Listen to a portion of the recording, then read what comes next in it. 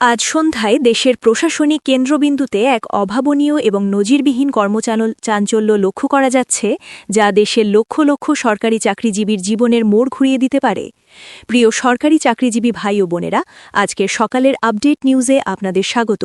যারা আমাদের চ্যানেলে নতুন তারা এখনই চ্যানেলটি সাবস্ক্রাইব করুন, আর হ্যাঁ, অবশ্যই কমেন্ট করে জানাবেন আপনারা কে কোন জেলা থেকে আমাদের ভিডিওটি দেখছেন।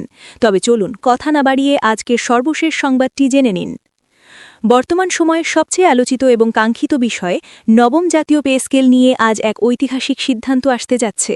প্রধান উপদেষ্টার বিশেষ আহ্বানে আজ সন্ধ্যায় প্রশাসনের অত্যন্ত গুরুত্বপূর্ণ ৫ জন সিনিয়র সচিবকে নিয়ে এক রুদ্ধদ্বার এবং চূড়ান্ত বৈঠক অনুষ্ঠিত হতে যাচ্ছে। এই বৈঠকটি কোনো সাধারণ বা রুটিন মাফিক প্রশাসনিক সভা নয়, বরং এটিকে সরকারি চাকরিজীবীদের ভাগ্য নির্ধারণী মঞ্চ হিসেবে বিবেচনা করা হচ্ছে। দীর্ঘদিনের প্রতীক্ষা, জল্পনা, কল্পনা এবং অসংখ্য হিসাব নিকাশের পর আজই সেই মাহেন্দ্রক্ষণ যখন নবম জাতীয় পে স্কেলের চূড়ান্ত এবং কার্যকর সিদ্ধান্তটি আসতে যাচ্ছে। সরকারি উচ্চ পর্যায়ের একাধিক নির্ভরযোগ্য সূত্র নিশ্চিত করেছে যে আজকের এই বৈঠক শেষেই সম্ভবত পে স্কেল কার্যকরের আনুষ্ঠানিক ঘোষণা বা নির্দেশনা জারি করা হতে পারে। ফলে আজকের সন্ধ্যাটি বাংলাদেশের সরকারি চাকরিজীবীদের জন্য এক ঐতিহাসিক এবং অত্যন্ত তাৎপর্যপূর্ণ সন্ধ্যা হিসেবে চিহ্নিত হয়ে থাকবে। বৈঠকের আলোচ্যসূচি বা এজেন্ডা সম্পর্কে যেটুকু জানা গেছে তার মধ্যে প্রধান এবং মূল বিষয় হচ্ছে নবম জাতীয় পে স্কেলের চূড়ান্ত বেতন তালিকা বা পে স্ট্রাকচার অনুমোদন এবং প্রকাশ করা। বিশেষ করে ১.৪ অনুপাতে বা ১.৪ গুণ হারে নতুন বেতন কাঠামো কার্যকর করার বিষয়ে আজ চূড়ান্ত নির্দেশনা দেওয়া হবে বলে জোরালো ইঙ্গিত পাওয়া গেছে।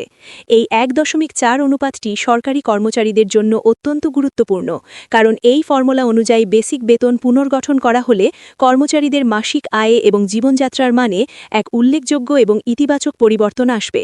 সচিব পর্যায়ের কর্মকর্তারা এবং পে কমিশনের সদস্যরা গত কয়েক মাস ধরে রাত দিন পরিশ্রম করে বিভিন্ন দিক বিশ্লেষণ করে এবং দেশের অর্থনীতির সক্ষমতা যাচাই করে এই চূড়ান্ত সুপারিশমালা প্রস্তুত করেছেন।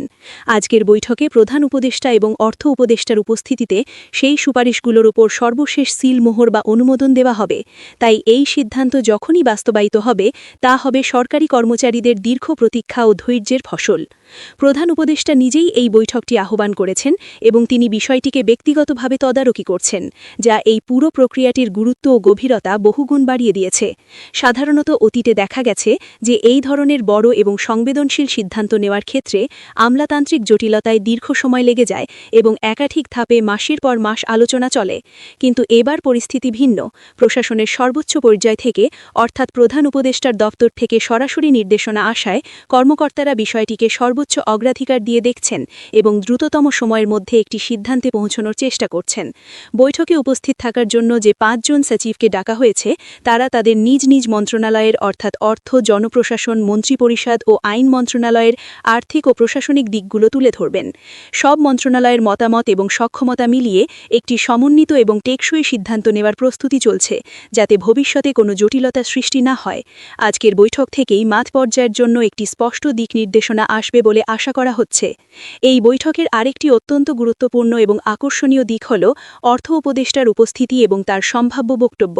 জানা গেছে বৈঠক শেষে বা বৈঠকের সিদ্ধান্তের আলোকে অর্থ উপদেষ্টা সরকারি চাকরিজীবীদের উদ্দেশ্যে সরাসরি কথা বলবেন বা ব্রিফ করবেন। তার এই বক্তব্যে থাকবে পে স্কেল বাস্তবায়নের সুনির্দিষ্ট সময়সূচি, কাঠামোগত পরিবর্তনের বিস্তারিত দিক এবং এই বিষয়ে সরকারের দৃঢ় অবস্থান। অর্থ উপদেষ্টা তার বক্তব্যে সরকারের বর্তমান আর্থিক সক্ষমতা এবং ভবিষ্যতের আর্থিক পরিকল্পনার বিষয়গুলো খোলামেলাভাবে তুলে ধরবেন। এতে করে সাধারণ চাকরিজীবীরা একটি পরিষ্কার ধারণা পাবেন যে সরকার তাদের জন্য কোন পথে এগোচ্ছে এবং তাদের ভবিষ্যৎ নিরাপত্তা কতটা সুদৃঢ়। বিশেষ করে দীর্ঘদিনের যে অনিশ্চয়তা এবং গুজব পে স্কেল নিয়ে তৈরি হয়েছিল তা দূর করার একটি স্পষ্ট বার্তা থাকবে তার এই বক্তব্যে। সরকারি চাকরিজীবীরা দীর্ঘ সময় ধরে, অর্থাৎ গত প্রায় ১ দশক ধরে নবম জাতীয় পে স্কেলের অপেক্ষায় প্রহর গুনছেন। বারবার আলোচনার কথা শোনা গেলেও এবং বিভিন্ন সময় আশার বাণী শোনানো হলেও চূড়ান্ত কোনো সিদ্ধান্ত আসছিল না। ফলে সচিবালয় থেকে শুরু করে গ্রাম পর্যায়ের সাধারণ কর্মচারীদের মধ্যে এক ধরনের গভীর হতাশা, ক্ষোভ ও উৎকণ্ঠা তৈরি হয়েছিল। আজকের এই উচ্চ পর্যায়ের বৈঠক সেই সমস্ত অনিশ্চয়তা ও হতাশার অবসান ঘটাতে পারে। যদি সত্যি ১.৪ অনুপাতে নতুন বেতন কাঠামো কার্যকরের ঘোষণা আজ আসে, তবে তা হবে বর্তমান সময়ের সবচেয়ে বড় স্বস্তির খবর। অনেকেই আশা করছেন এবং বিশ্বাস করছেন যে আজকের সিদ্ধান্ত তাদের এবং তাদের পরিবারের জীবনযাত্রায় এক বৈপ্লবিক ও ইতিবাচক পরিবর্তন আনবে। সূত্রগুলো আরও একটি চাঞ্চল্যকর তথ্য জানিয়েছে।